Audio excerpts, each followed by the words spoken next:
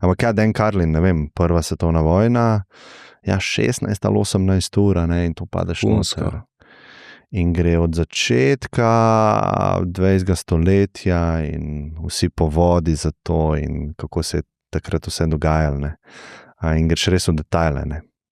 Tako da zgodovina je ena taka. Drugače pa ti bom poslal link do prav epizod o Prvi svetovni vojni na The Rest is History. Ja, Ker jaz mislim, da o Prvi svetovni vojni Slovenci ful premalo vemo, ker je ves fokus na Drugi svetovni vojni. Iz takšnih in drugačnih razlogov. Ampak recimo v Britaniji pa v drugih državah na zahodu se pa zavedajo, da je bila Prva svetovna vojna v bistvu temelj vseh drugih morij v 20. stoletju. Ja, prva ronda teh vojn, ja. Bom rekel, eden izmed ključnih razlogov za rusko revolucijo, eden izmed ključnih razlogov za Drugo svetovno vojno, se pravi vzpon nacizma v Nemčiji, tako da ima veliko hujše in večje posledice v resnici kot Druga svetovna vojna, dolgoročno, ampak ja, pri nas nekako nikoli ni bilo v fokusu. Tako da sem se v bistvu prav prek tega podcasta učil o vojnem delu v Galiciji, ne, se pravi na vzhodu, kjer je umrlo mimogrede ogromno slovenskih fantov, ampak v njih praktično nič ne vemo ali pa zelo malo vemo. To je v tistem delu vzhodne Poljske pa zahodne Ukrajine, kjer je Avstrija bila nasproti Rusiji in Avstrijci so bili slabše organizirani kot Nemci in so, bom rekel, in je bilo vse skupaj ena velika morija. In to v nemogočih vremenskih razmerah, si lahko misliš, kako mraz je tam pozimi in tako naprej. Tako da Britanci se mi zdi, da imajo in Prvo in Drugo svetovno vojno nekako vedno v fokusu in praznujejo vse te žrtve na zahodni fronti. Mi pa se mi zdi, da premalo razmišljamo o naših fantih, ki so padali na Soški fronti in v Galiciji in posod druge. Ja, pa tudi vsakič, ko sem se s to tematiko srečal, sem nekako bil mnenja, da nek popoln pekel je podoben temu, kako so v teh rovih na fronti v Prvi svetovni vojni specifično živeli pa trpeli ljudje. Ne? In v bistvu tudi, ko gledaš, kakšne so bile številke posameznih bitk, pa nisi nič pridobil ozemlja, ti je res tako absurdno. Absurdno. Milijoni mladih fantov. Ja, ja. Za nič. Ja. In kakšne so bile posledice? Posledica je bila razpad Avstro-Ogrske, nastanek mnogih novih držav v Srednji Evropi, pauperizacija Nemčije, se pravi Versajska pogodba in potem velike omejitve, ki jih je morala Nemčija spoštovati, ker je potem vodilo jasno do vzpona nacizma. Tako da, ja, zgodovina je ena hecna stvar, ker vsaka poteza ali pa bom rekel vsak večji konflikt za sabo potegne ogromne posledice. No. Pa vse je povezano, ne? Pa je doja, midva to snemava. Ja. Okej, sorry. Ja. Da se ne bom razpričal o napačnih stvareh. Kaj pa so napačne stvari? Ne, tako da te ne utrujam za zgodovino. Ne, mene ne boš v tem. Mislim, ja, ne, v bistvu po moje pol časa konzumacije vsebine, ki jo imam čez dan, je zgodovina.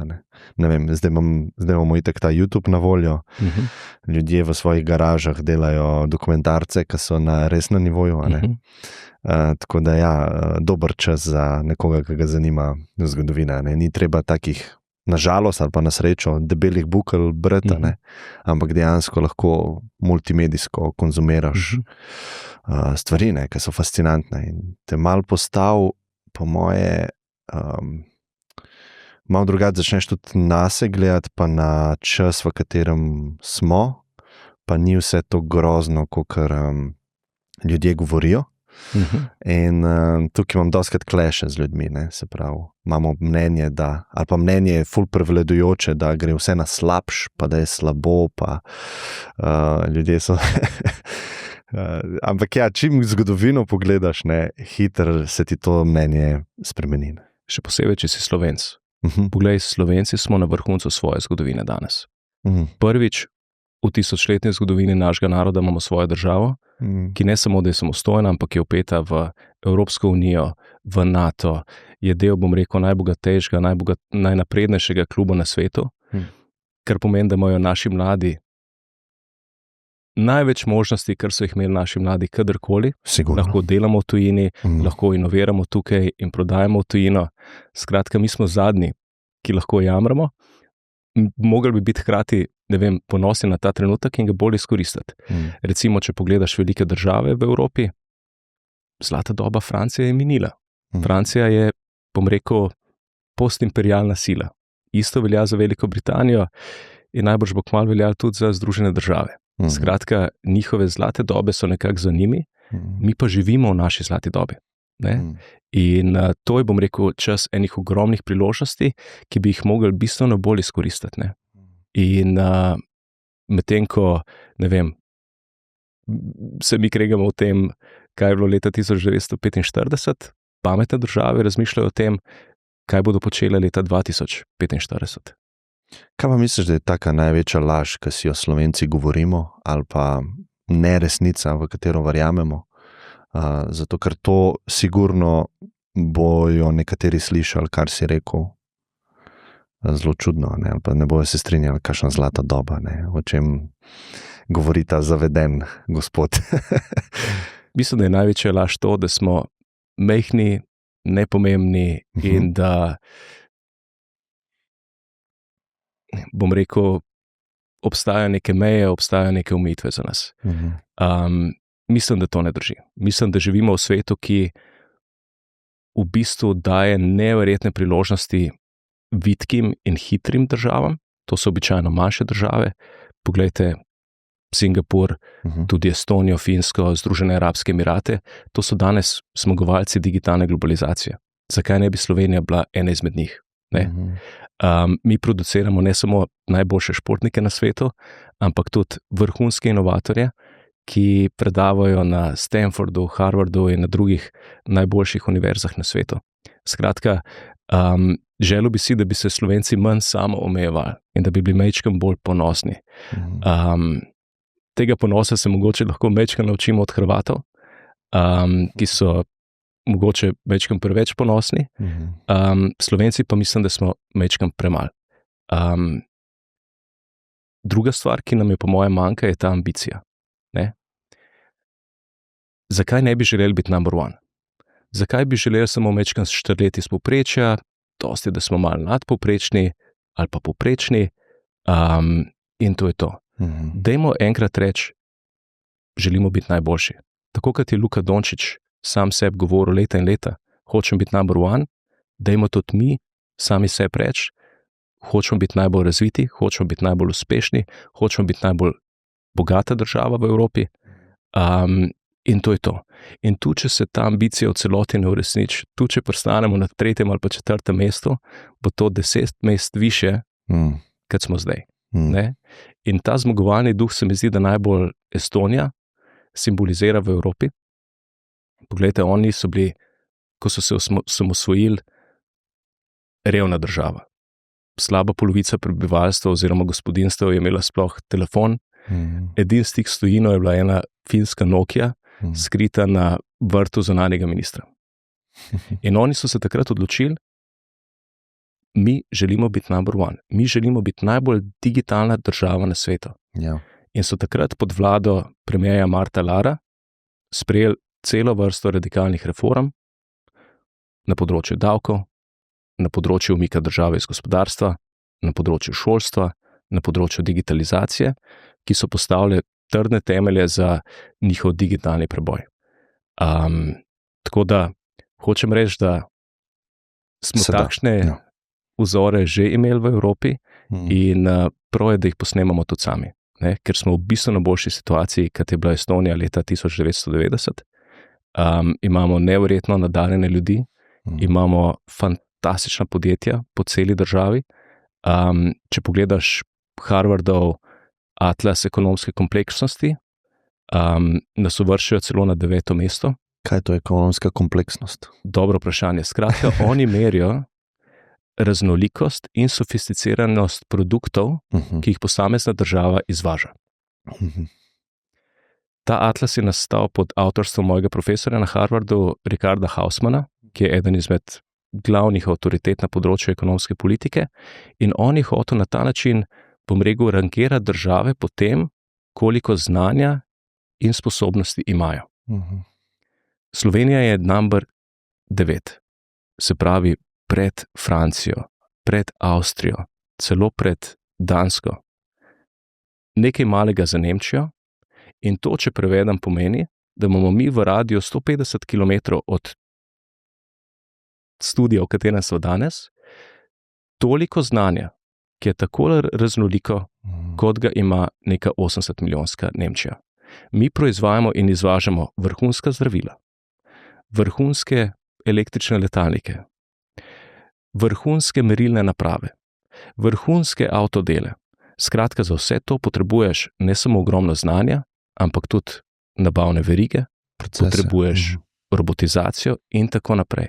Tako da mi smo v bistvu v pol poziciji, da izkoristimo prihod AI-ja v industrijske procese in da na ta način, bom rekel, zlezemo iz tistega 9. mesta, ki je že itak fantastično, morda na 5., 4., 3. in na koncu 1. mesto. Tako da vedno, kadar Slovenci jamramo, kako smo vzadej, serviram ta podatek in mislim, da kaže na, bom rekel, moč naše družbe, na moč našega gospodarstva, podjetnosti, inovativnosti. Je pa dejstvo, da moramo to podjetnost spodbujati, ne pa dušiti, tako kot se nažalost dogaja zadnja leta. Ja, res je. Pa tudi dal si primer. Če govorimo o podjetnosti, ti si povezan kar tesno z mogoče najbolj uspešno podjetno zgodbo Slovenije, Krko? Drži. A bi mi povedal to zgodbo? Malo. Ja, moj dedek je ustanovitelj in prvi direktor Krke. On je bil izjemen vizionar in je začel Krko iz naše domače lekarne. Namreč on je bil, tako kot njegov oče, lekarnar v Novem mestu. Potem je imel veliko idejo v Novem mestu, ki je bilo takrat majhno mesto, da bo zgradil tovarno zdravil, ki bo postala številka 1 takrat v Jugoslaviji in se širila po celi Evropi. In ko so se mu sosedje in prijatelji smejali, kako boš gradil nekaj takšnega v nekem novem mestu, se to ni, bom rekel, vse skupaj nič več kot malo večja vas, in mi je rekel, to je že mogoče res, ampak Novo mesto ima 2 veliki predmesti in tja bom prodajal. To sta pa Ljubljana in Zagreb. In on je najprej kupoval rabljene mašine za izdelavo takšnih in drugačnih zdravil in potem tiste zdravila sam z šajtrgo vozil na železniško postajo, odkoder so potovala potem v novomeški predmestji, se pravi Ljubljano in Zagreb. To je bilo kaj v 50-ih? Tako je. Ja. In Krka je imela v prvih desetletjih več štipendistov kot zaposlenih. Ker on je razumel, da če hočeš zgraditi industrijo z visoko dodano vrednostjo, potem moraš imeti prave kadre. V Novem mestu, tudi na Dolenjskem, pa takšnih kadrov takrat ni bilo. Ni bilo dovolj kemikov, ni bilo dovolj farmacevtov in zato je noro veliko vlagal v štipendije, zato da bi, bom rekel, Dolenjci lahko postali, bom rekel, gonilna sila Krke, tako kot si je on želel od začetka. In to mu je v veliki meri tudi uspel.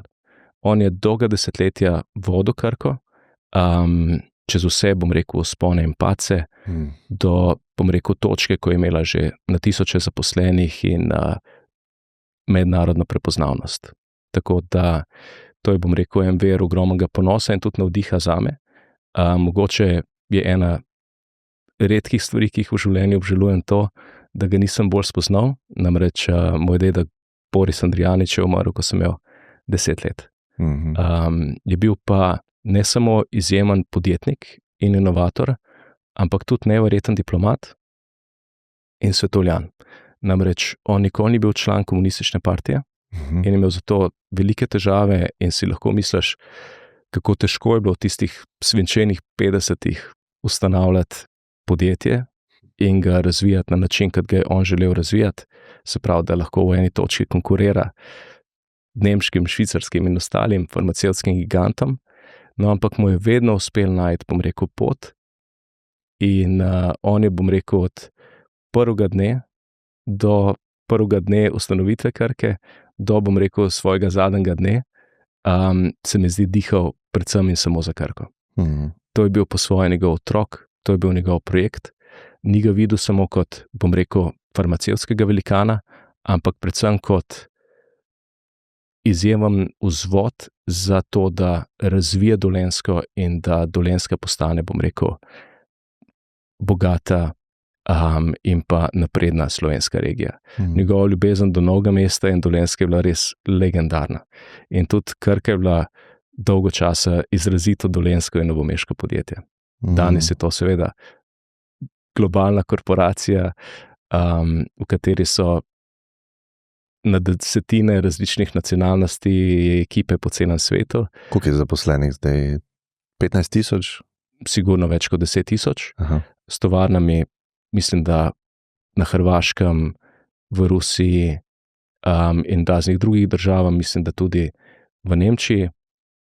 Tako da je bil pa moj dedek tudi, temu bi danes rekli, etičen leadership. Namreč on nikoli ni zaposlil enega svojega sorodnika v Krki. Enostavno ni želel mešati. In je to, bom rekel, visoko kulturo vnesel podjetje in mu dal ene take močne etične temelje, ki držijo do danes. Ni dovolj, da bi se, bom rekel, v Krko mešala politika.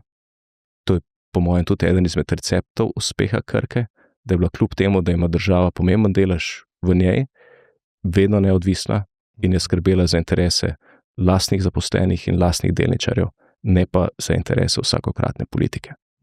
Tako da želel bi si, da bi bilo v Sloveniji več podjetnikov, ki bi ciljali ne samo na to, da ustanovijo oziroma postavijo vrhunsko in mednarodno uspešno podjetje, ampak da naredijo še ta naslednji korak in postanejo korporacija. Skratka, da gredo na borzo, da postanejo globalen player in da ne ciljajo na 1 milijardo, ampak da ciljajo na 10, 20, mogoče 50 ali 100 milijard. In tukaj mislim, da nam je lahko navdih Danska. Dancev je nekaj več kot 5 milijonov, pa imajo 5 globalnih korporacij. Med drugim tudi Novo Nordisk. To je firma, ki je bila do nedavnega največ vredna evropska firma. Tako da imajo poleg Novo Nordiska, kot sigurno veš, tudi Danfoss in razne druge multinacionalke, ki so vredne 50, 100 in več milijard evrov. Tako da želel bi si, da bi tudi te naši vrhunski podjetniki naredili ta preskok v korporacije. Kaj pa misliš, ker recimo za tvojega dedka verjetno tisto okolje ni bilo popolno, tako kot si omenil, za ustvariti neko podjetje, ampak ga je kljub temu lahko, a ne? Zdaj pa, da bi to dosegli, kar govoriš, se pravi, da bi bilo več uspešnih zgodb, več podjetništva, več korporacij celo v zadnjih stadijih, a ne? A misliš, da je kulturološko to bolj razlog, a ne? Ali je bolj okolje, ki spodbuja to, a ne? Mislim, da mora biti kombinacija obojega. Jaz mislim, da to okolje že nekako obstaja v tem, bom rekel, smislu podjetniškega communityja. Mi imamo res veliko število uspešnih podjetnikov. V primerjavi z drugimi državami? V primerjavi z drugimi državami. In to, bom rekel, podjetnikov, ki imajo resna podjetja, in lepo je gledati vsako leto lestvico najbogatejših Slovencev, ker na njej ne prevladujejo več zmagovalci tranzicije in privatizacije, ampak podjetniki, ki so zgradili svoje podjetja iz ničle oziroma iz domače garaže in imajo danes na stotine, mogoče celo na tisoče zaposlenih, prodajajo po vsem svetu in tako naprej. In ogromno teh podjetnikov je izjemno naklonjenih mladi generaciji. In tukaj bi izpostavil še posebej doktorja Jureta Kneza, ki je prav ta namen postavil katapult, ki je nekakšen podjetniški pospeševalnik za podjetja, ki proizvajajo stvari, se pravi ne za softverske firme, ampak za hardverske startupe In v tistem katapultu imajo na voljo vso možno mašinerijo, ki je zelo draga, ampak jo imajo tam v souporabi. Prav tako Jure mentorira cel kup founderjev in bom rekel, osebno pomaga, da bi uspel. In v kratkem bodo zgradili mesto akrobatov, ki bo fantastičen nov kampus, kjer bo nov sedež Devesofta, se pravi Jure toga podjetja, pa tudi nov katapult, ki bo še večji in še bolj, bom rekel, odprt za lokalni ekosistem, kot je ta danes. Tako da mislim, da imamo ene take zdrave temelje v smislu podjetniškega communityja, v smislu podjetniškega okolja pa šepamo. Ko govorimo o davkih, ko govorimo o birokraciji, ko govorimo o gradbenih dovoljenjih in tako naprej, tukaj pa zaostajamo za drugimi. In na koncu rabiš kombinacijo obojega. In z majhnimi premiki na davčnem področju, na področju umeščanja v prostor, na področju debirokratizacije, bi mi lahko bistveno pospešili kreacijo ne samo novih startupov, ampak tudi novih scale-upov in konc koncev korporacij. Tako da mora biti kombinacija obojega. Vprašal si me glede tega kulturološkega vidika, mogoče bi se tukaj navezal na to, kar sem rekel prej, da se mogoče Slovenci preveč podcenjujemo, in to je občutek, ki sem ga imel tudi jaz, ko sem šel v tujino. Kaj delam na Oxfordu, tukaj so sami, ne vem,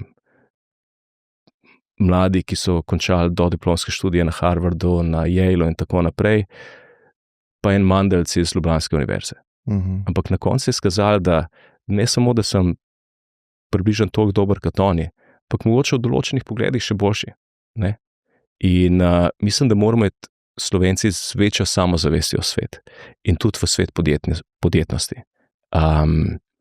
Svet okrog nas ni sestavljen iz samih Billov, Gatesov in Jeffov Bezosov, to so izjeme. Ne? V resnici, bom rekel, imamo vse tukaj, doma, v naših glavah, da smo uspešni tudi v tujini. Kakšen pa misliš, da ima Slovenec odnos do podjetništva pa kapitalizma na splošno? Ker mi dva imamo verjetno filozofsko sva usklajena tukaj, kako vidva svet, ampak se mi zdi, da tudi močna protisila obstaja, ki je malo povezana s silo zavisti ali pa malo povezana z preteklim sistemom, kjer ni dopuščal velikih odstopanj. Spravo veliko odstopanje je nekako nemoralno po tisti filozofiji. In se mi zdi, da ta sila raste globalno tudi, ne samo v Sloveniji, glih zaradi teh razlik, ker digitalizacija, pa zdaj AI tehnologija v bistvu na vzvod daje mojo sposobnost, če sem v tem svetu, da naredim ful dodane vrednosti in v bistvu se premaknem izven povprečja precej, in to destabilizira nekako, psihološko destabilizira družbo, ker se primerjamo med sabo, ker smo socialna bitja. No in zdaj, ker se to dogaja v razvitih državah in se bo vedno bolj dogajalo, in pretok informacij je vedno večji, poslušamo vsak dan o Elon Musku, vsak dan o Jeff Bezosu, in s tem si filamo nekako možgane in se nam zdi, to pa ni prav, to moramo ustaviti. In Slovenci imamo to še bolj izrazito, se mi zdi. Prav unikatno imamo to nekako v glavi, da ne maramo razlik. In to ni nujno slabo. Mi se moramo samo otresti tega prepričanja, da obstajata samo dve poti. Trd kapitalizem na eni strani in socializem jugoslovanskega tipa na drugi. V resnici je rešitev nekje vmes. Bom povedal, zakaj. Če pogledaš katerokoli lestvico digitalno najnaprednejših držav ali pa bom rekel gospodarsko najuspešnejših držav, boš med top 10 vedno našel 4 evropske. To so Nizozemska, Danska, Finska in Švedska. To so države, kjer imajo izjemno dobro delujoč kapitalizem, ampak hkrati tudi zelo učinkovito socialno in varnostno mrežo. Kar pomeni, da združujejo najboljše od obeh svetov. Hočem reči, da ni izbira med enim in drugim, lahko smo hkrati zelo uspešni, inovativni in obenem poskrbimo za tiste, ki se res ne znajo sami pomagati. Tako da... Mogoče sam jaz se sprašujem, kaj pride prej, ne? A pride prej ustvarjanje dodane vrednosti visoke, s katero lahko ti potem družbo izboljšaš na teh ravneh, a moraš najprej družbo na silo, a veš, kdaj bomo dvignili minimalno plačo na 3000 evrov? Danes, ker dodane vrednosti še ni za to, ali kasneje, ko bo dodana vrednost tam, ne? To je, mislim, da nekaj, kar veliko ljudi ne razume, pa ne samo pri nas, ampak tudi kje druge. Če želiš deliti, moraš najprej ustvariti. In ustvarja žal samo gospodarstvo. To so naši izvozniki, to so naši prebojniki, to so naši inovatorji, to so naše Krke, naši DV-softi, naši Engeni in tako naprej. In če ne boš spodbujal teh naših, bom rekel, paradnih konjev in gospodarstva nasploh, da ustvari še več, potem tudi ne boš imel več za prerazporejanje, za penzije, za socialno pomoč, za boljše zdravstvo in tako naprej. Tako da, ker so tiste 4 države spoznale, je to, da je pogoj za močno socialno državo prav močno gospodarstvo. In da brez, bom rekel, globalno vodilnih podjetij in gospodarstv enostavno ne moreš financirati lifestyla oziroma, bom rekel, nekega standarda, na katerega smo že navajeni oziroma na katerega si želimo. Tako da mislim, da je ta premislek nekaj, kar pogosto izostane v slovenskih javnih debatah. Ne? V resnici naši podjetniki ne želijo trdega kapitalizma. Mnogo od njih je so največji donatorji v svojem lokalnem okolju. Poglejte Iva Boscarola, pa prej že omenjenega Jureta Kneza, poglejte mojega dedka. On je zgradil Krko zato, da je lahko dvignil Novo mesto, Dolenjsko in Slovenijo. Ne? Naša družina ni dobila ene Krkine delnice v zameno. On je to delal s prepričanjem, da je to dobro za vse. Kako ni dobila nobene delnice, da mi to malo razloži? Ja, stvar je zelo preprosta.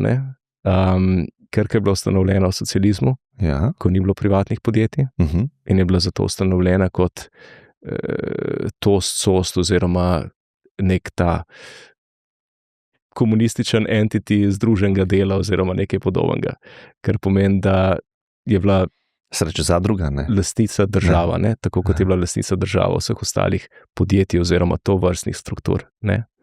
In zato pač to ni bilo njegovo. Ne?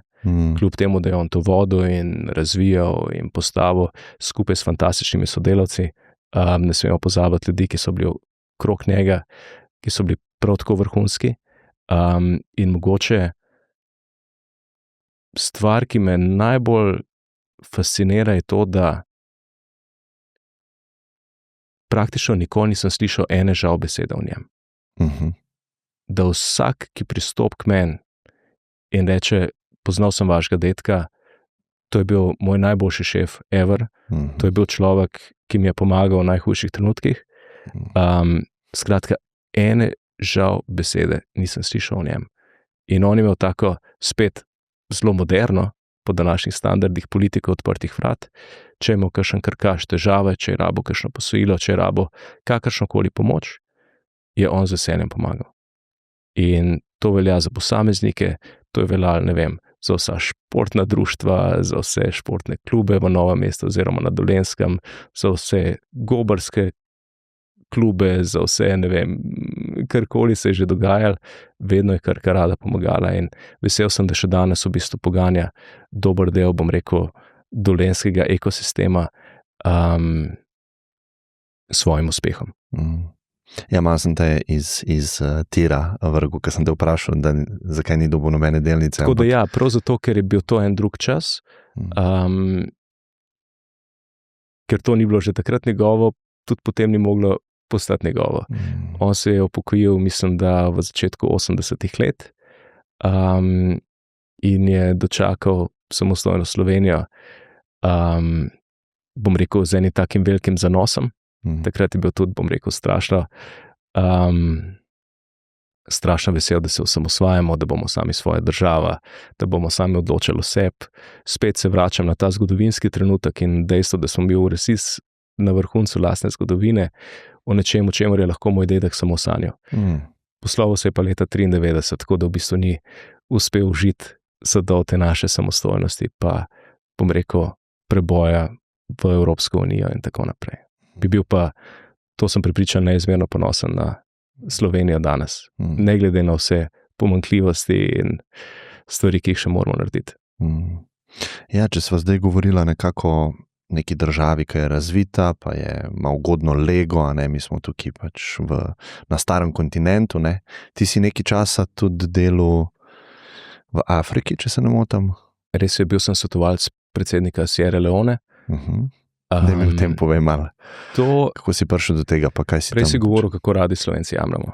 Sierra Leone je še danes ena najrevnejših držav na svetu. Ta država je zahod, južno, ja. Zahodni del Afrike. Ja. Ta država je bila žrtev strahovite državljanske vojne. Če gledaš film Blood Diamond z Leonardom DiCapriom, boš dobil občutek, kako brutalno nasilje je vladalo tej nesrečni državi dolga leta. Tam še danes težko najdeš asfaltirano cesto. Večina prebivalstva seveda nima elektrike. Tudi tam, kjer je elektrika, ni 24/7, ampak je nekaj ur na dan. Ampak obenem je še nisem srečal bolj srečnih in veselih ljudi. Ljudi, ki ne jamrajo, ki so hvaležni za vsak nov dan, ne? Ker to ni bilo čisto samoumevno v času državljanske vojne, tudi danes ni. Nimajo takšnega zdravstvenega sistema kot mi, ogromno je takšnih in drugačnih nalezljivih bolezni in moram reči, da od takrat naprej mečkam drugače gledam na Slovenijo in Evropo.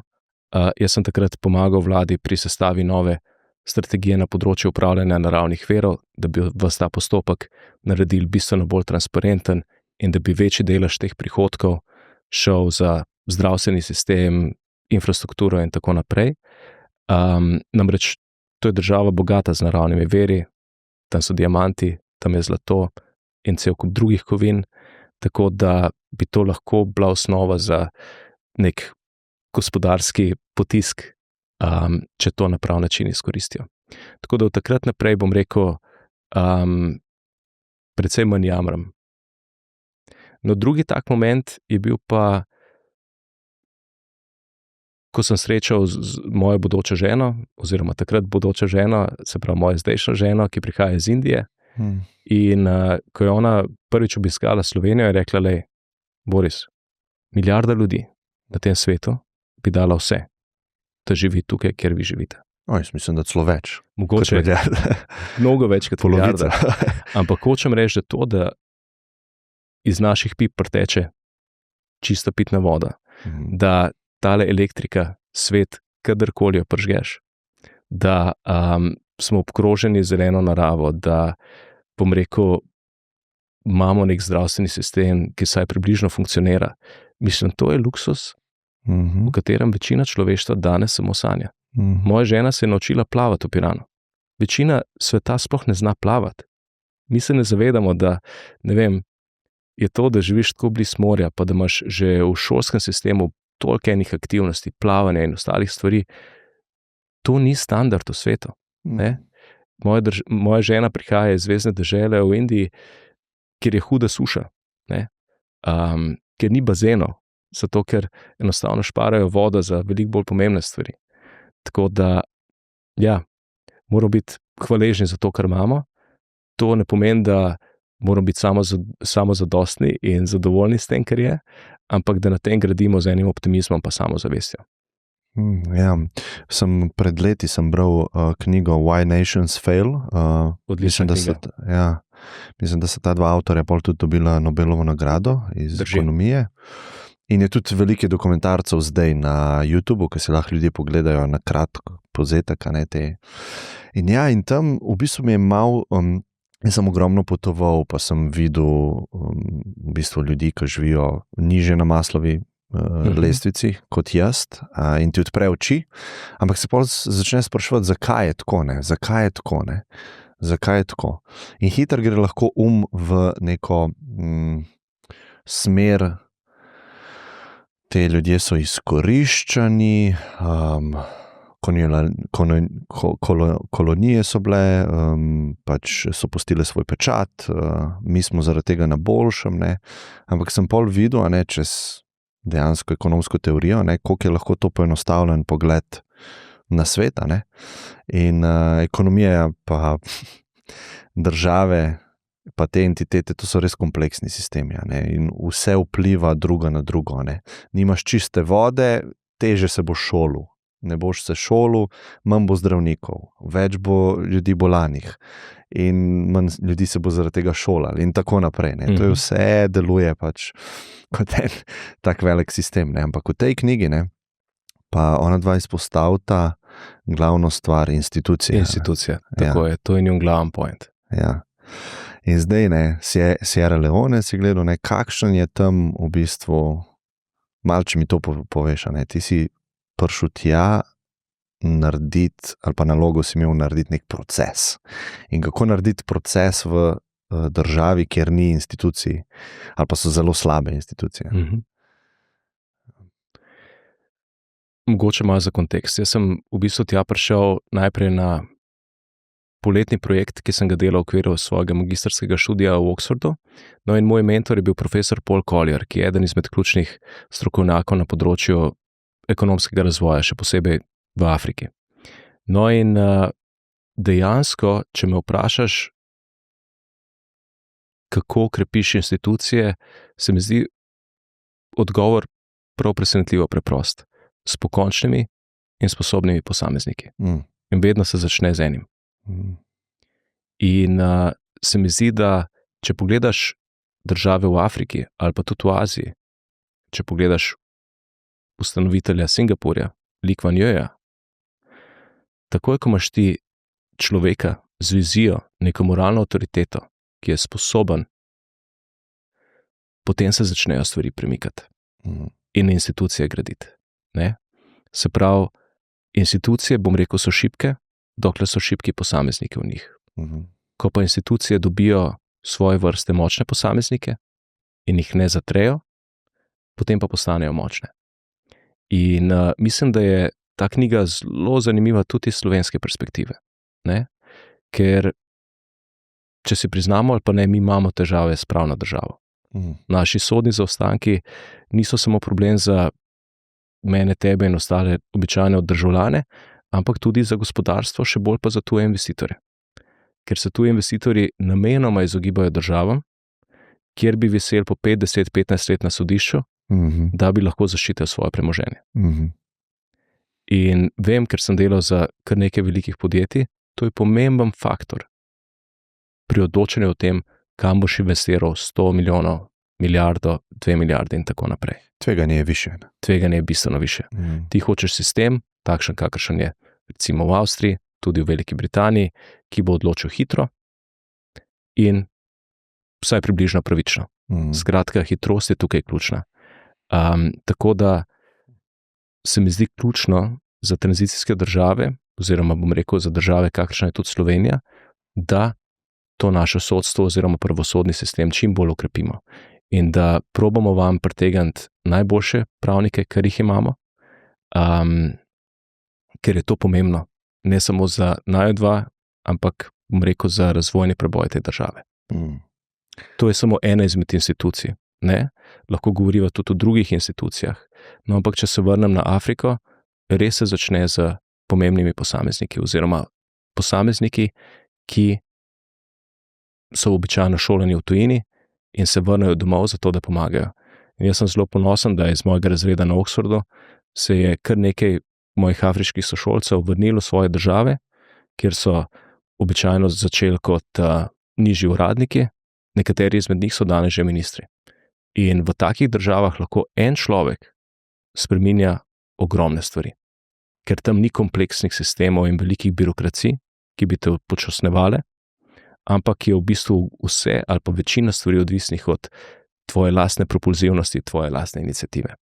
Tako da se mi zdi, da so te moji kolegi v privilegiranem položaju po svoje, ker lahko, bom rekel, preskočijo ne samo legacy sisteme, katerih del smo tudi mi v Evropi, ampak tudi legacy razmišljanja. In vpeljejo neke nove procese, neke nove metode, neke nove standarde, tudi tehnologije, mnogo hitreje, kot jih lahko mi, recimo, v Evropi. Kje pa misliš, da bo Afrika kot kontinent čez 20 let? Ker jaz recimo, da spremljam, kar sem bil majhen, je bilo velika narativa o lakotah, pa trpljenju, pa revščini, a ne? Zdaj zadnje čase posamezne države, ne, sploh recimo Maroko, en tak lep primer, hitra rast BDP-ja, ne? Izjemna, ne? Celega kontinenta. Ne? In v bistvu preskok določenih tehnologij. Ne? Če smo mi mogli napeljevati neke telefonske žice, pa smo mogli kreditne kartice uporabljati, pa smo optiko vlekali. Ne? Zdaj pač Starlink postaviš in imaš high-speed interneta. Ne? In v bistvu je zanimiva stvar, ki jo tehnologija omogoča. Ne? Pa sončne celice, pa tako ne. Tako da malo me zanima, glede na to, da imaš izkušnje, ne, z delom tam, ne, kje vidiš ta kontinent? Ta kontinent ima kar nekaj velikih prednosti pred drugim delom sveta.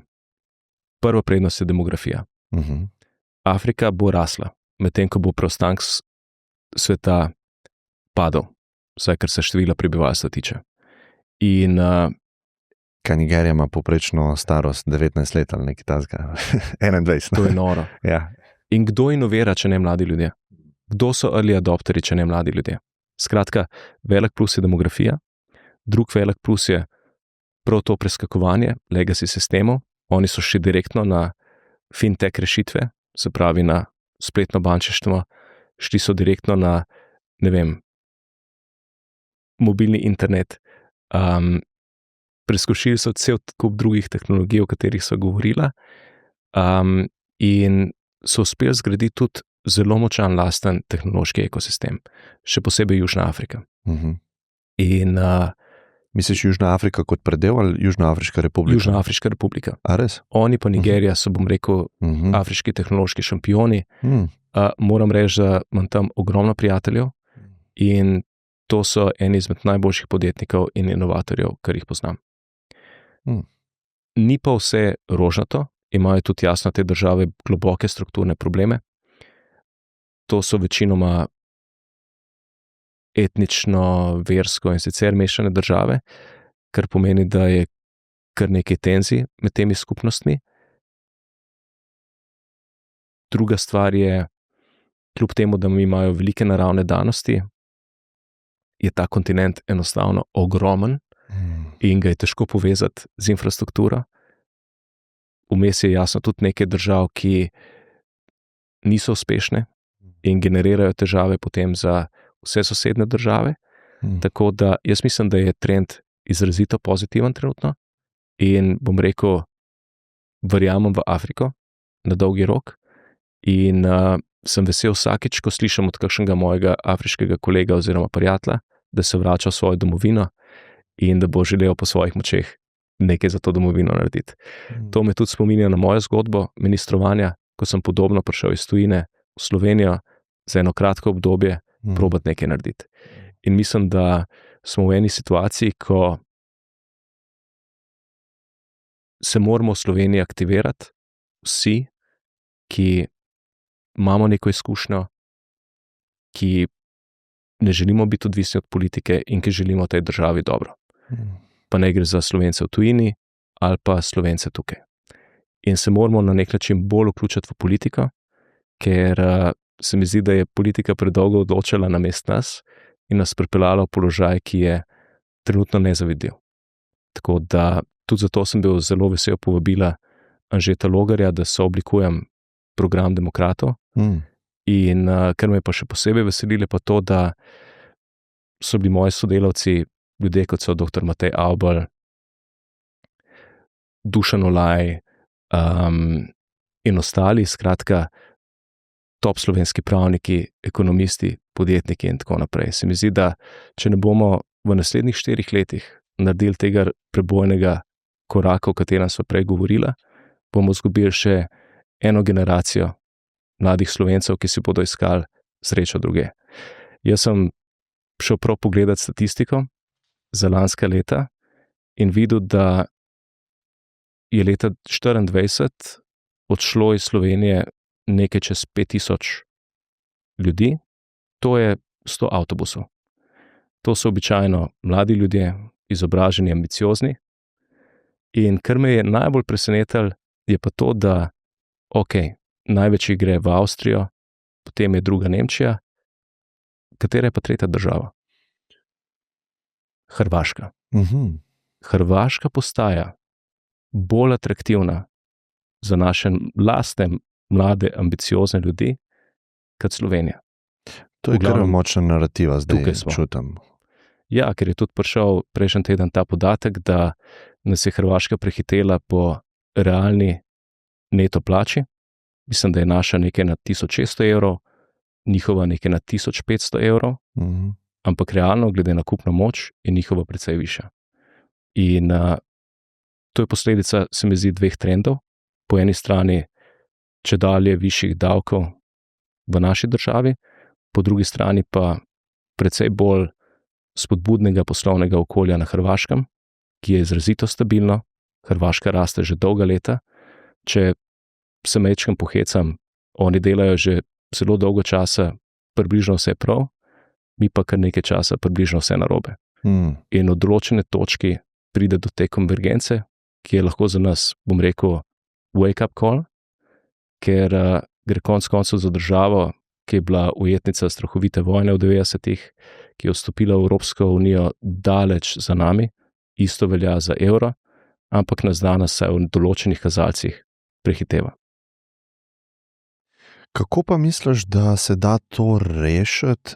Se pravi, bom jaz opisal, kaj jaz mislim, da je problem, pa zakaj drvimo v to smer višjih davkov, pa v bistvu stiskanja uspešnih zgodb še bolj za vrata.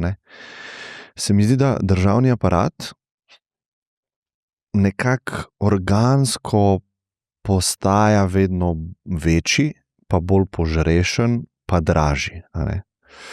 In v bistvu nihče v politiki zares nima nekega incentiva ali pa neke motivacije, da bi ga zmanjšal, ker ga bo to stalo glasov. Sprav javni servis, javna uprava, pa več delimo, pa več v bistvu mora iti denarja čez državni aparat. In ta denar bomo pač dobili od gospodarstva, saj drugega ne moreš. In kako ustaviti ta trend, ker primanjkljaj je vedno večji ali pa bo večji. Prva stvar, ki jo lahko narediš, se postaviš pred volilce pa rečeš, te, ki so najbogatejši, imajo itak preveč, mi moramo malo več vzeti. Ljudje se s tem strinjajo, tudi zaradi kulturnih razlogov pa mentalitete, ki jo imamo Slovenci od prej, se nam to zdi dobra ideja. In rečemo, te požrešni kapitalisti imajo preveč. Mi bi tudi malo radi, dajmo dvigati minimalno plačo, dajmo obvezne božičnice, dajmo vse te stvari, ki v bistvu diktira en subset politike, ki je relativno malo glasov dobil. In je nekako prevzel vajeti, saj jaz tako vidim. Tukaj imamo v mislih Levico, mislim, da so 4% dobili, ampak vse, kar zraste nekako iz temne, se nekako potisne naprej.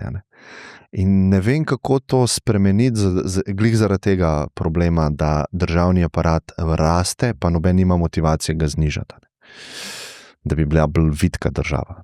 Jaz mislim, da noben ima težavo s tem, če bi bil naš državni aparat drag, ampak izjemno učinkovit in prijazen državljanom. Visoke davke plačujejo tudi na Švedskem in na Finskem in v drugih državah, ki sem jih prej omenil in so med najbolj uspešnimi, ne samo v Evropi, ampak v svetovnem merilu. Celo radi jih plačujejo. Oni jih radi plačujejo, ker v zameno dobijo vrhunsko storitev. Pa ne gre za državni aparat, ne gre za zdravstveni sistem ali pa za šolstvo. V zameno dobijo najboljše šolstvo na svetu, če si Finc, v zameno dobijo eno najboljših zdravstvenih sistemov in storitev na svetu, če si Avstrijec in tako naprej. Kaj dobimo pa pri nas v zameno? Tako da jaz nimam težav s tem, da zapravimo več za javni sektor, dokler s tem dodatnim denarjem spodbujamo dobro in trdo delo. Pri nas smo pa ujetniki uravnilovke, da vedno, ko zvišamo plače v javnem sektorju, in nazadnje smo jih za 700 milijonov evrov v lanskem letu, in to pomeni, da gre za trajno zvišanje, ne, to ni samo enkratni odhodek, to je trajno zvišanje. In to pomeni, da bodo vsi dobili približno enako več, mečkeno se bodo ta razmerja spremenila, ampak ne bo neke strašne fleksibilnosti, da bi lahko res nagradil tiste, ki najbolje delajo. In so, bom rekel, najbolj učinkoviti pri reševanju težav državljanov. Tako da mislim, da manjka v našem sistemu ta fleksibilnost in ta zavezanost odličnosti. Jaz lahko iz lastne izkušnje dela v vladi povem, da ima Slovenija ogromno zelo sposobnih javnih uslužbencev, ki pa so običajno na napačnih mestih.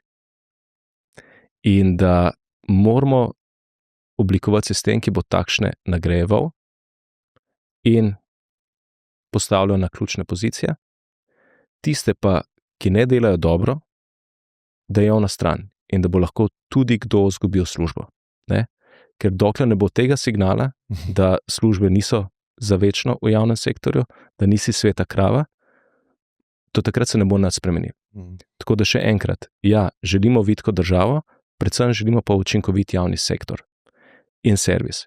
Zdaj, če to pomeni zapraviti za njega toliko dan zapravljamo in dobimo v zameno super storitev, ok, mislim pa, da je ogromno rezerve v tem sistemu in da lahko na dosti organske načine z postopnim upokojevanjem ljudi tudi v bistvu znižamo ta naš javni sektor.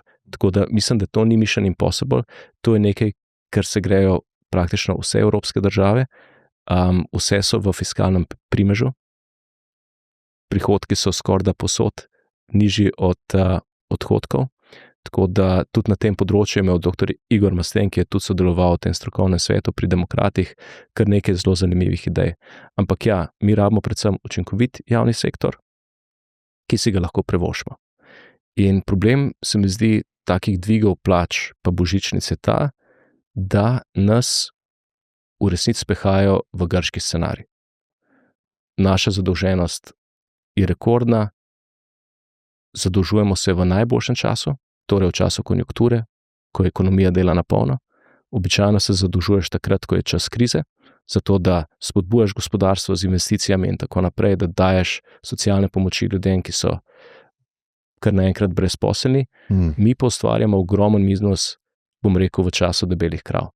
In to javno blagajno bo enostavno treba disciplinirati, pogledati, kje so rezerve, verjamem, da jih je ogromno, da ne gre veliko denarja vnad samo zaradi neučinkovitosti, verjamem, da je tudi kar nekaj korupcije, ki jo moramo nasloviti, tako da mislim, da naslednjo vlado čaka kar nekaj dela, ampak ja, smer mora biti jasna. Ampak, da mi Mark povej, kdo ima motivacijo to narediti, kar govoriš?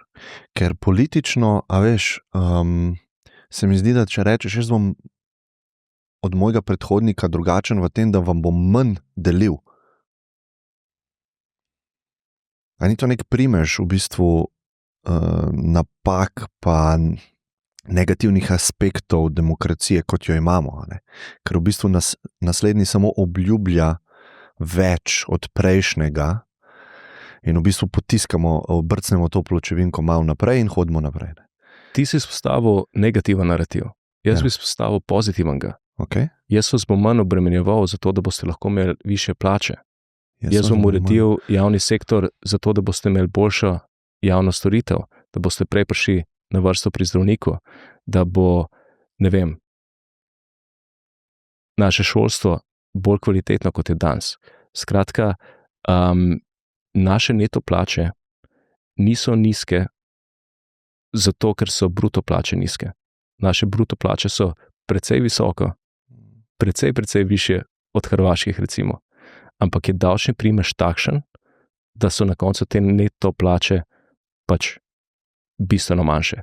Tako da jaz mislim, da moramo ljudem reči, glejte, na koncu boste imeli več v svojem žepu, ne samo, če ste delavec, tudi, če ste konec koncev upokojenec, ker več, ko bo ta država sproducirala, več, ko bo izvozila, več, ko bo naredila, više bodo lahko penzije, više bodo lahko štipendije, višji bodo lahko, ne vem, socialni transferi in tako naprej. Mislim, da moramo izpostavljati te pozitivne vidike. Se pa strinjam s tabo, da s tem riskiraš izgubo velikega števila volivcev v javnem sektorju. Ampak tudi mislim, da je njim jasno, da želijo drugačen sistem. Vsaj tistim, ki, bom rekel, dobro delajo in so zavezani javnemu interesu. Hkrati pa tudi razumejo, da se življenje ne bo končalo čez 5 ali pa 10 let in da je veliko bolj, po mojem, postopoma zmanjševati porabo in shujšati naš javni sektor, kot priti v enem trenutku v grški scenarij, ko bodo te rezi radikalni in diktirani iz tujine. In enkrat sem se pogovarjal z fantastičnim finančnim strokovnjakom in on je rekel, lej, majhne države se lahko zadolžujete, ni problema, ste del evroobmočja, ste del Evropske unije, ampak zavedajte se eno stvar. Če je velika država v bankrotu, se dolžniki z njo pogajajo. In se dogovorijo, ok, vrnili nam ne boste čisto vsega, vrnili nam boste 75%, pa smo zmenjeni. Z majhnimi državami se dolžniki ne pogajajo. Majhne stisneš do konca. Mi smo majhna država. In mi, bom rekel, drvimo v scenarij, ki je lahko izjemno slab. Ne? Trenutno, ok, imamo stvari pod kontrolo, ker smo del konjunkture, če pride jutri do globalne ali pa vsaj evropske ali pa vsaj, bom rekel, ko pride, bomo v tistem hipu popolnoma nepripravljeni. In bodo vsi te rezi, ZUJF-i in podobni ukrepi veliko bolj boleči, ker če se zdaj v naslednjih letih postopoma pripravimo na hude čase, ki bodo prišli. Pa ne zato, ker sem pesimist, ampak zato, ker sem realist. In cikli obstajajo. Cikli obstajajo in dejstvo je, da upam, da imamo še nekaj let do naslednje krize, tako da lahko izvedemo te ključne ukrepe, reforme, stabilizacijo javnih financ in da bomo v tistem hipu na to pripravljeni. Ali pa vsaj bolj pripravljeni, kot bi sicer bili. Delal si na Ubru. Res je. A mi malo poveš o tem? Prvič, to je bila takrat čisto drugačna firma, kot je danes. Kjerega leta je to bilo? To je bilo leta 2016. Aha, ok. Jaz sem takrat prišel Oni so 2011 štartali, ne? Oni so 2011 štartali, jaz sem bil eden izmed njihovih prvih zaposlenih v Evropi. Tako da danes je Uber nekak globalni standard mestnih prevozov, takrat je bila to popolna revolucija in škandal hkrati. In jaz se spomnim, to je bil čas, ko sem prišel iz Afrike v Bruselj na eno raziskovalno prakso, no in sem se prijavljal za takšne službe za naprej. No in na eni izmed konferenc, ki jo je organiziral moj think tank oziroma naš think tank, je nastopil tudi bivši šef Uberja za Evropo. In ta konferenca se je seveda odvijala v Bruslu in tam si imel ti cel kup birokratov, komisarjev in tako naprej. On je pa tja prišel, razložil vizijo Uberja in to naredil na tak način, da so ostali izpadali kot en tak dolgočasen bunch. In v tistem hipu sem si rekel, wow, jaz želim v tej firmi delati. In sem takoj po njegovi okrogli mizi pristopil do njega, mislim, da sem ga celo zmotil v pogovoru z 2 evroposlancema in sem rekel, this was amazing, I want to be part of the team, give me an opportunity, you won't regret it. In on mi je takrat dal vizitko, prijavil sem se na eno izmed odprtih delovnih mest, on me je takrat priporočil, šel sem čez 5, 6, 7 rund intervjujev, pisnih nalog in tako naprej in na koncu pristal v Varšavi. Koliko je bilo pa zaposlenih takrat overall v Uberu? Takrat je bilo mogoče 1000 zaposlenih. Aha, ok. Ne več. Se pravi, večina v Ameriki, v Evropi smo se ravno širili takrat, tako da je bil en tak noro exciting čas za podjetje. In to je bil čas, ki je bil še del medenih tednov, ne? Ko je bil Uber še tista srčkana tehnološka firma, tako kot Google pa ostali, še preden so se začele vse, bom rekel, težave po Evropi. No in jaz sem takrat postal del tima v srednji in vzhodni Evropi, kar pomeni, da sem se preselil v Varšavo, kjer sem preživel potem 5 let. Moram reči, da 3, če ne celo 4 leta nisem imel tam niti stanovanja, sem živel po hotelih, ker sem vodil regijo, ki je imela 12 tržišč, kar pomeni vse od Talina do Kijeva, se pravi od Estonije do Ukrajine. Ko rečeš tržišče, imaš verjetno v mislih mesto. Tako, mi smo takrat odpirali najprej glavna mesta, potem pa še ostala. Ste mogli narediti. Tako je. Ja. Kaj sem bral knjigo Cold Start Problem, ne vem, če poznaš. Ne poznam. V bistvu Cold Start Problem je, ko ti hočeš zalaufati avto, ki je nek str, pa je hladno, ne, od zunaj, ne. In ti imaš v bistvu glih težavo zalaufati motor, ki bi ogrel motor, ne. In to je cold start problem, ne. Ti si v bistvu zataknjen, ne. In v bistvu v firmah ali pa v biznisih, kjer je network effect ful pomemben, imaš dve v bistvu strani, ne, raboš riderje pa driverje, ne. Tako je. In v bistvu na začetku imaš cold start problem, ker nimaš nobenega. In drugega ne boš dobil zaradi drugega, ne. In v bistvu tam je ta case Ubra, ker je v bistvu glaven za growth, je napisal to knjigo, Andrew Cheng, ne vem, če ga poznaš. Andrew Cheng, a poznaš? No, to je njegova knjiga. In je pač razlagal, kako ste odpirali. Ja, mislim, sem kar fan, no, iz tega vidika. Ampak opisoval, kako ste odpirali mesta, ne. In to je bilo čist fascinantno, no, sorry. To je bilo čista gverila. Ja. Ne?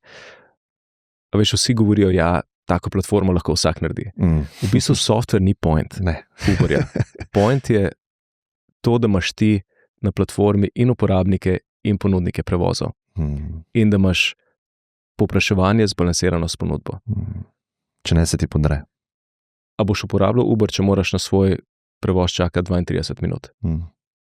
Ga boš pa uporabljal, če boš čakal 2 ali pa 3 minute. Se pravi, convenience is king. Zdaj pa, če si pa ti voznik, a boš ti na Uber platformi, če boš dobil samo enkrat na uro prevoz? Ne. Zakaj bi bil? Bom raje vozil navaden taksi. Če jo pa dobim vsakih 10 minut ali pa 15 minut, potem se mi pa to splača. Tako da v bistvu je point Uberja prav uravnavanje ponudbe in povpraševanja. Skratka, da imaš na obeh straneh ta pravo število koristnikov na eni strani in ponudnikov na drugi. Zdaj, to v teoriji full easy zveni, ampak če si ti noro hitro rastoča firma, kjer greš od par tisoč userjev in ponudnikov na par milijonov userjev in ponudnikov v nekaj letih, potem je to balansiranje en velik izziv. In najbrž vam piše o tem v tej knjigi, kako smo na vse načine želeli pritegniti čim več prevoznikov, da se vključijo na platformo, navdušiti čim več mladih, da začnejo uporabljati to platformo. In to je bil res takrat, bom rekel, en tak magičen čas zame, jaz sem bil tudi veliko mlajši. In nora izkušnja je bila tudi zato, ker je Uber v tistem času res pritegnil najboljše talente. Vsi so želeli nekako delati za to podjetje in sem se potem od teh svojih sodelavcev noro veliko naučil.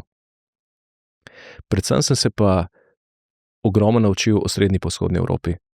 Nasploh in Poljski še posebej. In Poljsko recimo nisem omenil prej kot en tak fantastičen primer zgodbe o uspehu. Varšava je danes najbrž najmodernejše evropsko mesto. Ne vem, če si bil že. Nisem bil, ampak konstantno poslušam take zgodbe. Varšava zgleda kot eno tako novejše ameriško ali pa azijsko mesto s fantastičnimi stolpnicami, širokimi avenijami, novim metrojem in tako naprej. In mislim, da je Poljska prav primer, ki kaže celi Evropi, kako se da stvari hitro in relativno poceni narediti. Oni so od takrat, ko so se vključili v Evropsko unijo, zgradili čez 4000 km hitrih cest oziroma avtocest, nešteto novih prog za vlake in ostale ključne infrastrukture in tudi po zaslugi, bom rekel, tega infrastrukturnega zagona je Varšava uspela pritegniti cel kup uspešnih podjetij. Tam imaš ti R&D centre, ne samo Google, tudi Microsofta, Amazona, Alexa, recimo, se pravi ta Amazonova virtualna pomočnica je doma na Poljskem. Amazon je akviziral poljski startup, ki je delal takšnega pomočnika in še danes razvijajo Alexo tam. Na Poljskem so tudi jasno danes Palantiri, IBM-i in vsi ostali. Tako da Poljska je bila takrat zame ena taka mala Amerika. Polna optimizma, ki ga nisi videl in doživel nikjer drugje po Evropi. Pa velika država, ne? 40 milijonov. Velika država, to je 40 milijonov. Kot bi rekel Steve Jobs, oni so hungry and foolish. Oni se ne bojijo sprememb. Oni so prišli iz enega všivega socializma v Evropo kot reveži in želijo nadoknaditi ta zaostanek in biti boljši in bogatejši od drugih. Oni živeti tako dobro, kot dan živijo Nemci.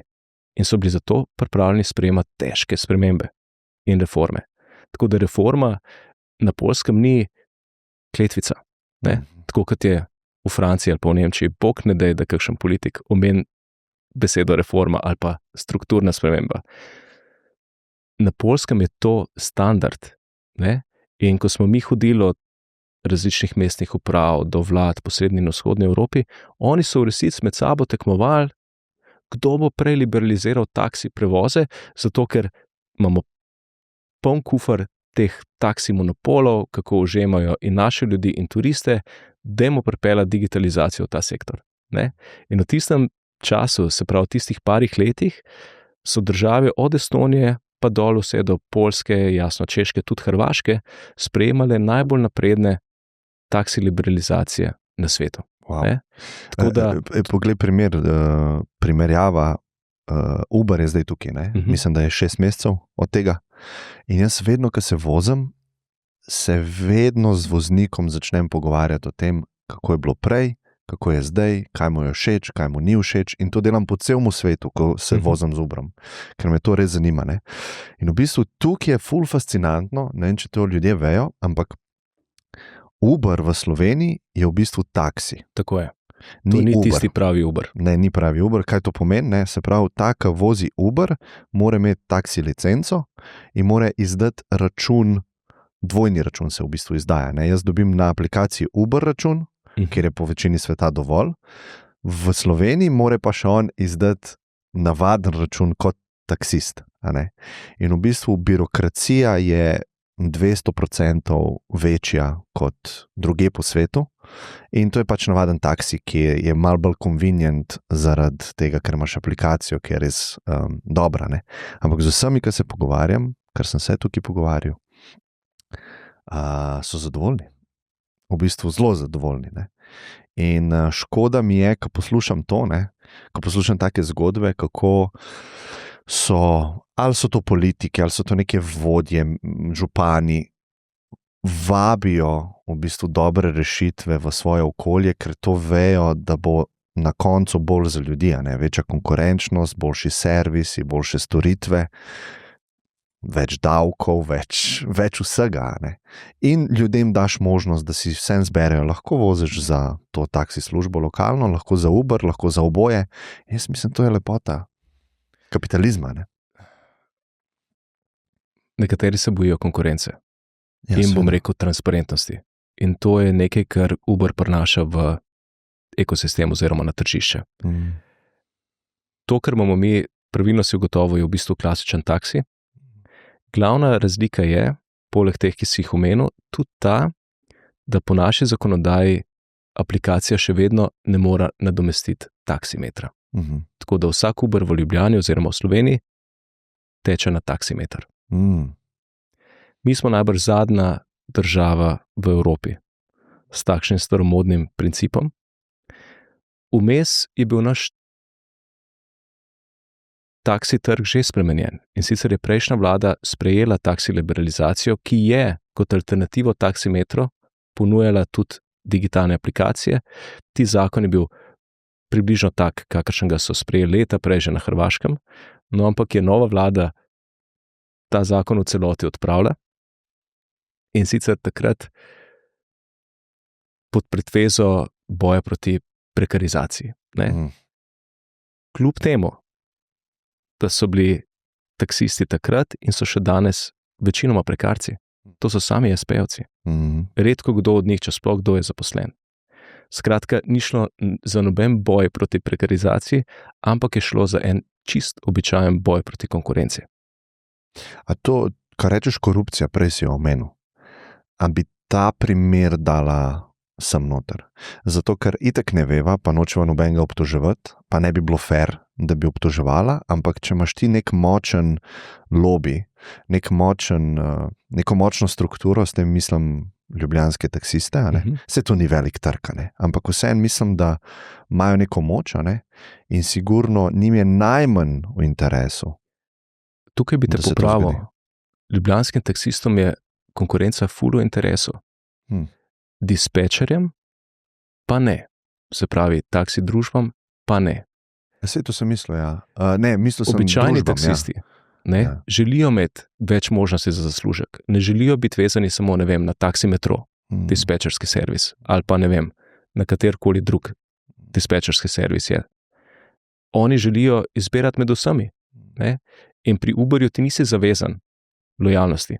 Ti lahko delaš zraven še, za taksi dispečerje, lahko delaš zraven še za Bolt in tako naprej. Skratka, ja, to je bila po mojem ena kombinacija in težko je karkoli reči, nimam dokazov, ampak sigurno je bil tukaj na delu nek močan lobby, ki je bil zlizan s politiko in je pač ščitil monopol obstoječega sistema.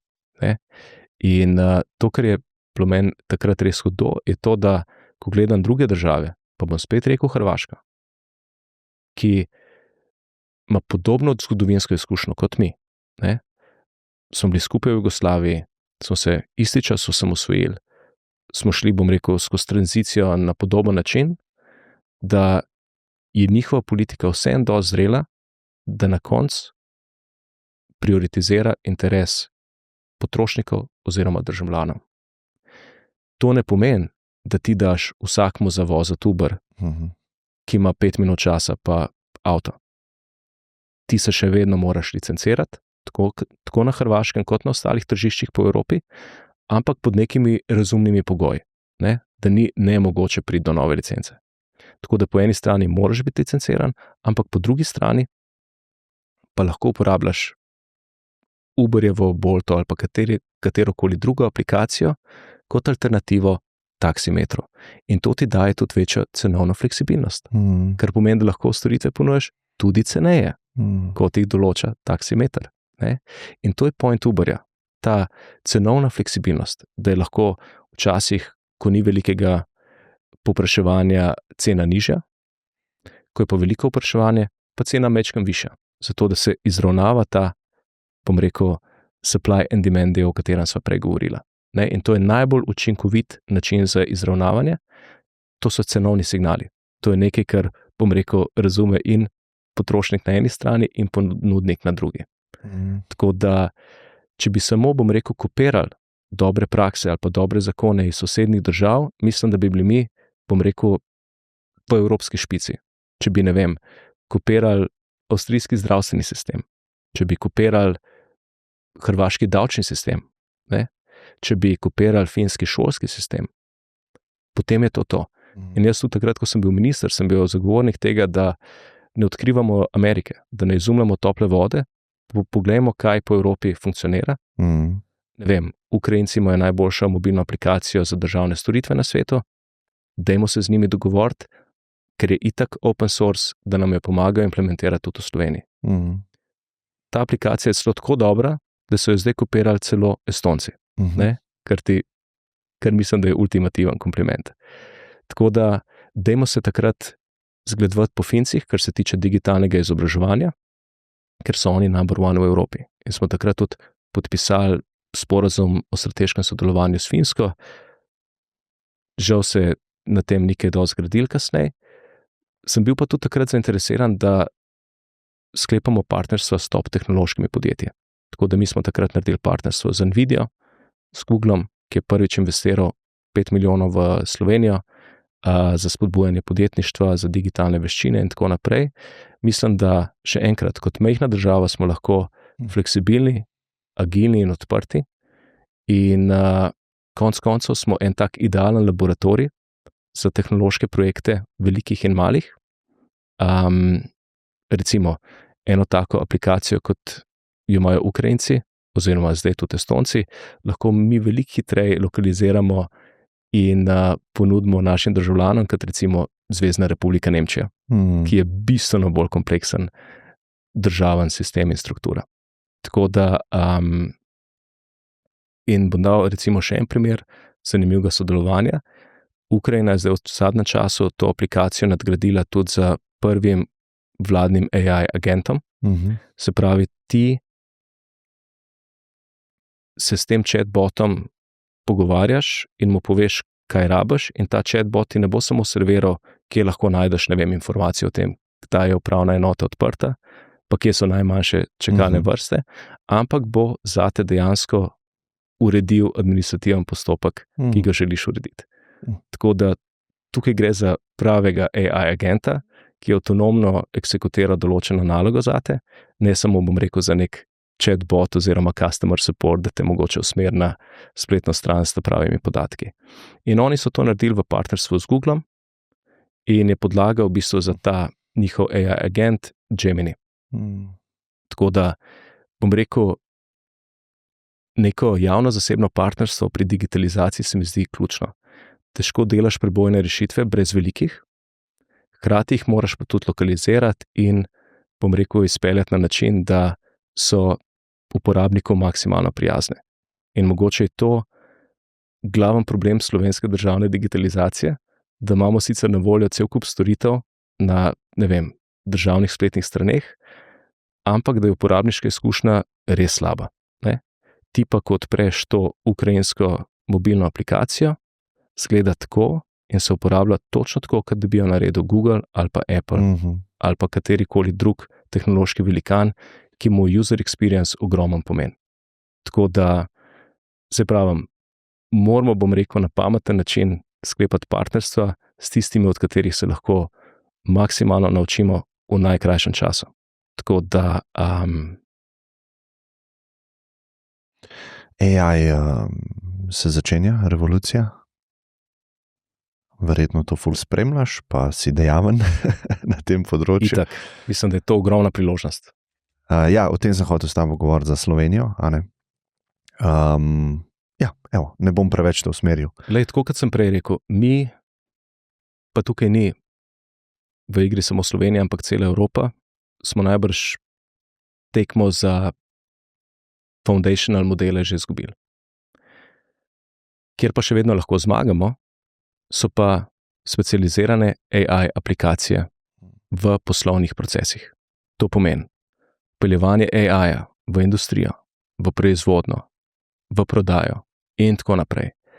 In mislim, da bodo na koncu dneva zmagovale firme in države, ki bodo znale ta AI na nek specialen način implementirati. Bom dal par primerov, recimo, ne? Iz naše regije. Sigurno poznaš Eleven Labs iz Poljske. To je eden izmed najhitreje rastočih AI scale-upov na svetu.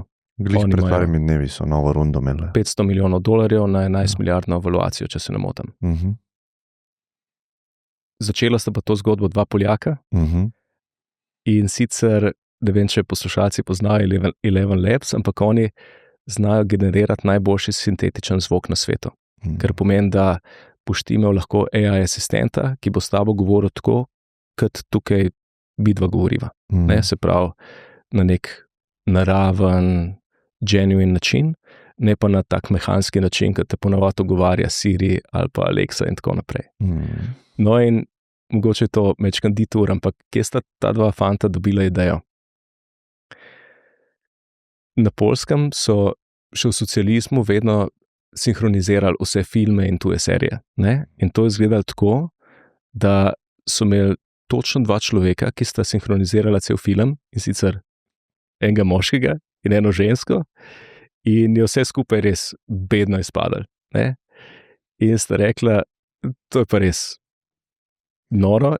In zakaj ne bi zdaj z AI-jem v bistvu omogočili, da ti v bistvu sinhroniziraš katerikoli jezik na najbolj naraven in organski način possible.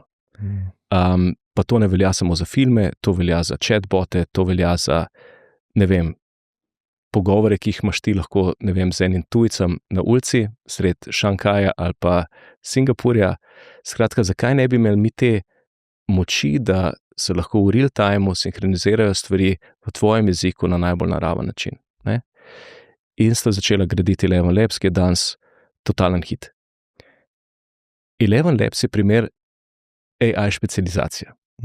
Ti lahko generiraš AI sound z GenAI tooli, ki jih ponujajo danes velike tehnološke firme, ampak te fantje znajo to delati boljš od njih. Ne? Potem imaš še en dober primer iz Nemčije, DeepL, ki je še en, bom rekel, mega evropski AI scale-up. Oni delajo najboljši AI translation na svetu. Pa bi se človek mislil, da boš lahko z Google Translateom ali pa z Geminijem ali pa s ChatGPT-jem prevajal stvari v piko. Ne. DeepL je razvil svoje translation modele, ki veliko bolj v obzir vzamejo kontekst, so specializirani za, ne vem, pravniško okolje, za javno pravo, za proizvodno okolje in tako naprej. In če hočeš imeti res dober prevod, za katerega boš ti tudi odgovoren kot podjetje, boš izbral DeepL, ne ChatGPT. Kot tretji primer bom dal pa slovenski, to je pa Sunrise. To je ta slovenski AI startup, ki v bistvu peljuje AI v svet robotike in pospešuje avtomatizacijo proizvodnih procesov oziroma tovarn. Kje so pa locirani? Oni mislim, da so locirani v Ljubljani. Sunrise. In v njih je tudi vložil eden najboljših evropskih VC-jev, ki se imenuje Plural. To so moji dobri prijatelji. In moram reči, da so mi oni totalno navdušeni govorili o tem startupu. Tako da sem mogel potem prav pogledati, za katere fante gre. Ampak gre za izkušene founderje in mislim, da imajo pred sabo fantastično prihodnost. Tako da o tem govorim. Mi imamo noro konkurenčno industrijo in če bomo med prvimi, ki bodo znali izkoristiti potencial AI-ja, zato da jo naredimo še bolj učinkovito, še bolj robotizirano, še bolj, bom rekel, cost effective, potem bomo absolutno zmagovalci. Tako da jaz, razliko od nekaterih tvojih gostov na podcastu, nisem pesimističen glede Evrope. Mislim, da imamo ogromen potencial. Ne moramo tekmovati z Googlom, Microsoftom, OpenAI-jem na področju foundational modelov. Smo lahko pa number one v teh, bom rekel, specializiranih rabah AI-ja in posebnih orodjih za industrije, ki nas delajo bogate. Se strinjam, te primere, ki si jih omenil, so dober primer, ampak bi mogli biti krat 10, mogoče. In to se lahko zgodi, po mojem mnenju, če se pravniški mindset malo odmakne in da prostor inženirskemu mindsetu. In se mi zdi, da Evropa ima tukaj malo problemček, ker vse te stvari probamo reševati čez papirologijo, birokracijo, zakone, pravila, medtem ko Kitajci samo grejo. In v bistvu, če bi malo tega duha imeli, malo tega Wild West duha, dirty startup mindseta, da ti probaš neko pač rešitev narediti, ne da se ukvarjaš pol leta z papirji, sploh ne v taki industriji, kot je AI, ker je toliko neznank, pa ne moramo mi zakone vnaprej pisati, ker sploh ne vemo, kam bo to šlo. To je, da bi leta 90 pisali zakone za streaming na internetu in vsebine, ki jih bo Netflix produciral čez nekaj časa. Enostavno je nemogoče vnaprej vedeti, do kakšnih problemov bomo prišli. Tako da to jaz mislim, da je zelo pomembno. Se strinjam in jaz mislim, da je hitrost tukaj ključna. In mi smo ta mojo, to sposobnost, da se stvari naredijo hiter, že včasih imeli. ful mi je všeč primer Francije, ki je v 70. in 80. letih, skratka med sredino 70. in sredino 80. let, v malo več kot 10 letih, zgradila, koliko misliš, jedrskih reaktorjev? Ne, 35, ne vem. 34. Za eno sem falil, ampak sem ugibal. Pazi, zadnji jedrski reaktor, ki so ga priklopili na omrežje lansko leto, pa so gradili 17 let. Pri čemer je cena gradnje jedrskih elektrarn, če odbijaš inflacijo, v tem času zrasla za 250%. Na Kitajskem je pa strmoglavila. Skratka, neki novi tipi reaktorjev so, ki jih na Kitajskem uporabljajo, se mi zdi. Predvsem je pa tam na delu standardizacija, ampak standardizacijo so imeli tudi v Franciji. Ampak zaradi gomile novih zakonov, takšnih in drugačnih predpisov, je vse postalo bistveno bolj zakompliciran in dlje trajajoče. Bom dal drug primer. Recimo, Evropa ima fantastičen raziskovalni program, ki se imenuje Horizon Europe. In prek Horizona mi financiramo top-notch research projekte po celi Evropi, ampak povprečen čas za procesiranje ene vloge je več kot 270 dni. To je v času AI-ja a lifetime, ne? Ker se vmes marsikaj zgodi. Tako da mislil bi si, da bo s prihodom AI-ja pa novih tehnologij vse postalo ceneje, pa hitreje, ampak je trend v drugo smer. Zdaj, dobra novica pa je, da se Evropa, po mojem, prvič zares tega zaveda. Mislim, da je bil streznitveni moment Draghijevo poročilo, pa tudi trenutno stanje transatlantskih odnosov je k temu prispevalo, da ljudje v Bruslu, pa tudi v glavnih prestolnicah, razumejo, da se mora pač Evropa postaviti na lastne noge, da moramo sami poskrbeti zase na obrambnem področju, da moramo sami zgraditi močno tehnološko osnovo. Skratka, da je dnevo oziroma let freeriderstva konc. In mislim, da je par zelo dobrih primerov že v Evropi, kako rešujejo ta problem hitrosti.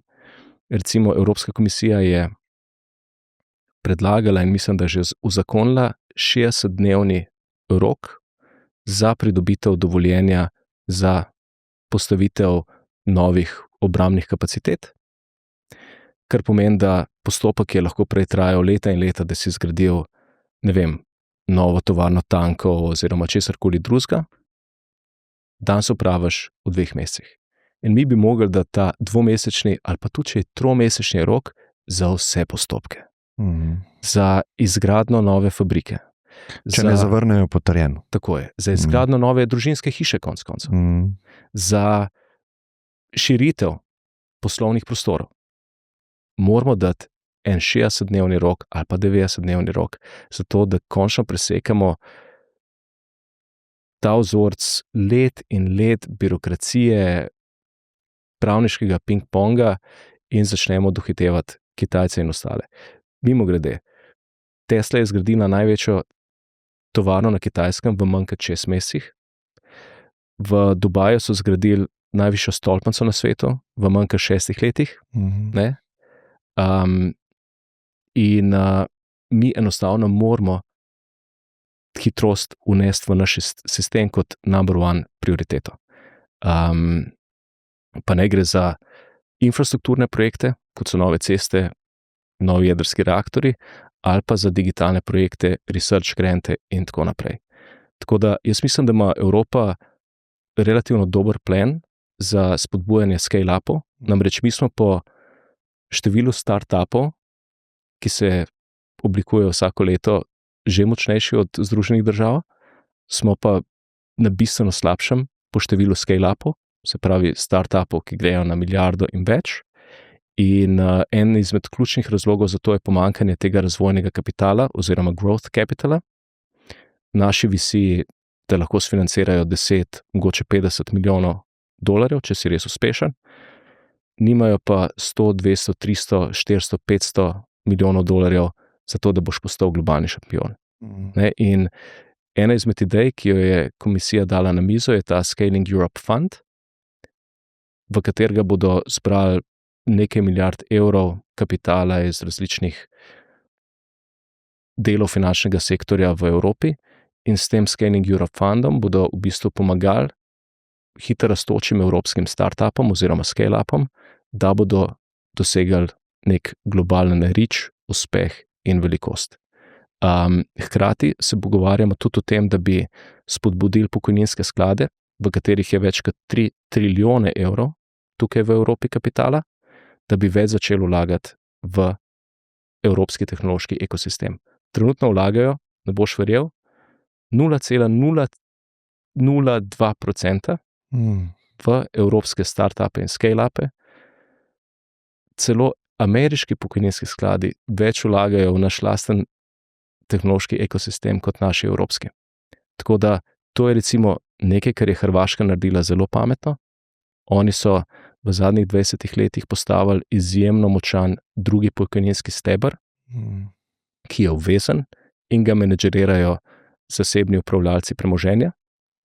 In v tem stebru se je do danes nabral že več kot 25 milijard evrov, ki poganjajo ne samo zagrebško borzo, ampak tudi ljubljansko borzo in vse druge borze v soseščini. En del teh sredstev namenjajo tudi za financiranje lokalnih VC-jev oziroma tehnološkega ekosistema. Zato boš najbolj slišal zgodbe slovenskih podjetnikov oziroma tehnoloških startupov, kako se selijo v Zagreb, zato da bodo imeli lažji dostop do teh sredstev. In jaz mislim, da je takšna pokojninska reforma absolutno nujna tudi za Slovenijo, ne samo z tega tehnološko-inovacijskega vidika, ampak tudi zato, da začnemo, bom rekel, šparati za lastno prihodnost, ne pa da smo odvisni od tega državnega sistema pokojnin, ki bo čedalje bolj shiran. Tako da to je nekaj, kar je Hrvaška naredila prav. Dajmo pogledati, kako točno izgleda njihov zakon, kako so si zamislili ta sistem, če so naredili kakšno napako, dajmo kakšno stvar narediti drugače, ampak še enkrat, kopirajmo zglede, ki so že uspešni. Ne zgubljamo časa z, ne vem, pisanjem neskončnih strategij, z izumljanjem, tako kot sem rekel prej, tople vode, točno vemo, kaj kje deluje in konec koncev so naši najbližji sosedje, smo si podobni kulturno in sicer, če deluje reasonably well tam, bo deloval dobro tudi pri nas. Tako da to je recimo en drug ukrep. Je pa tudi zdaj v teku ta deregulacija digitalnih pravil. Tukaj mislim, da je Evropa močno pretiravala v zadnjih letih. Evropa je takrat, ko je sprejemala AI Act, mislila, da bo to postal globalen standard in da bodo sledili vsi, veliki in mali, sledil ni praktično noben.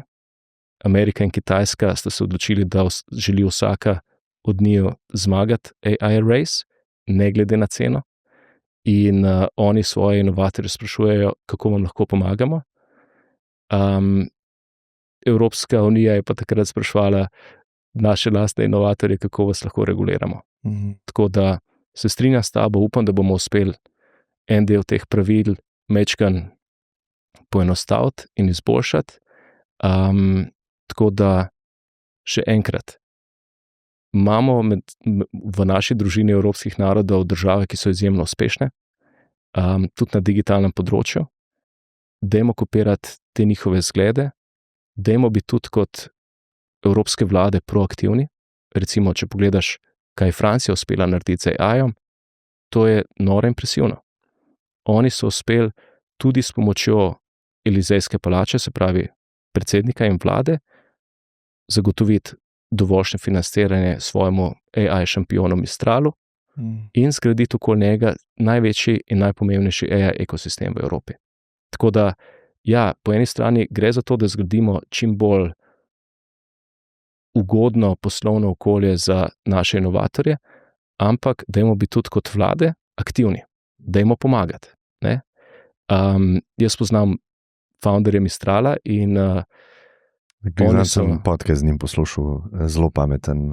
Artur je fantastičen. Ja, presenetila me je v bistvu biznis model njihov, ker sem mislil, da je malo drugačen. Sem mislil, da oni tekmujejo dejansko s temi velikimi in sem jih vedno tako malo na stran dajo, po benchmarkih pa tako, ampak oni grejo pač prav v implementacijo kot servis v podjetja in državne aparate. In to mislim, da je recept za evropski uspeh. Oni so seveda naredili svoj foundation model, LeChat in cel kup drugih, to so open source modeli in mislim, da bi jih mogli Evropejci bistveno bolj uporabljati, kot jih zdaj. No, ampak v tistem času so še tekmovali z velikimi, ampak kljub temu, da imajo najboljši funding v Evropi, je njihov funding še vedno 10-krat, 100-krat manjši od njihovih konkurentov v Ameriki.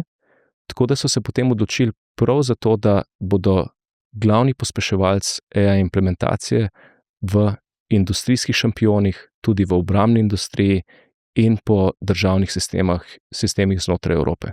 Tako da danes sodelujejo z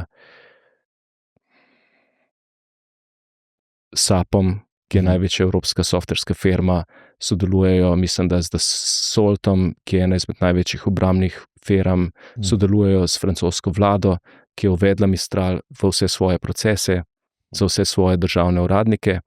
In mislim, da mogoče včasih ne manjka samo Slovencem nekaj ponosa, manjka ga tudi Evropejcem nasploh. Ko sem bil zadnjič govorc na eni veliki konferenci Evropske investicijske banke, sem vprašal zbrane v dvorani, mislim, da jih je bilo okoli 1000, a uporabljate Mistral AI? Ugan koliko rok? 1, ne vem. 5. Okay. Ne? Pa še to so najbrž 4 dvigalni, ker so mogli, ker so Francozi.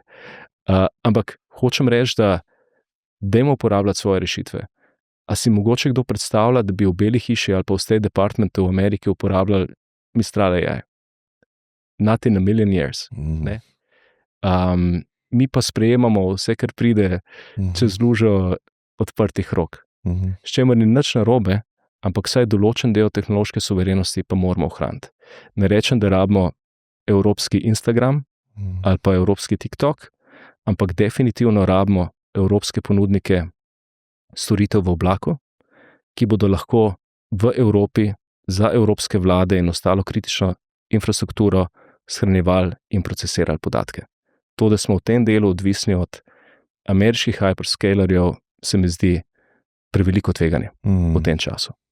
Tako da to pa je en market, ki ga lahko naredimo s pametnimi regulatornimi ukrepi. Imamo kar nekaj takih hyperscalerjev v nastajanju, v Nemčiji je to Schwarz, Digits, v Franciji je to Scaleway.